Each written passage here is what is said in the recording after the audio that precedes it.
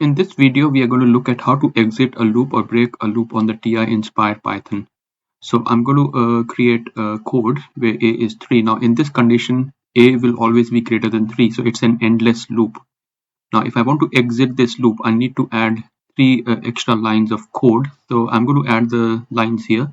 The first is to import the TI system module. Then I've used the while get key, and when I click the escape key, it is going to break the loop. So here you can see the full loop. Now I'm going to run the loop here. So let's do Control R to run the loop.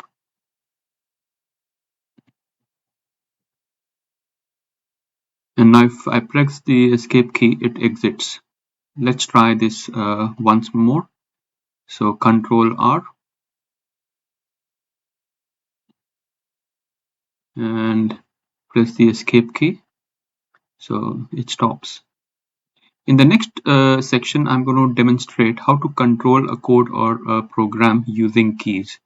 So I'm going to just demonstrate a particular code where I have got 4 possible actions. So if m equals 0, it's going to run a script. If m equals 1, it's going to say hello, whatever your name is, and then bye if you do m equals 2.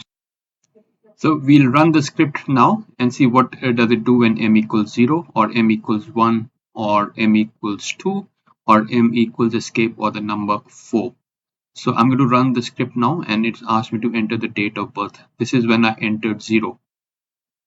Now let's enter 1 and see what happens. So if I do Control R and enter 1, it's asking me to enter a name. Let's enter a name Mandy, and then it will say hello Mandy.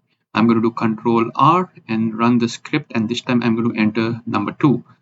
And once again it's asking me for a name, and this time it's going to say bye Joseph. And finally, let's click Control R and then escape to exit the loop.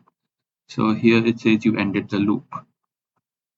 The next video will demonstrate the use of get keys in simulations or games. So I'm going to demonstrate how you could use the get key in the game of Lucky 7, or also how would you use it in bingo or tombola.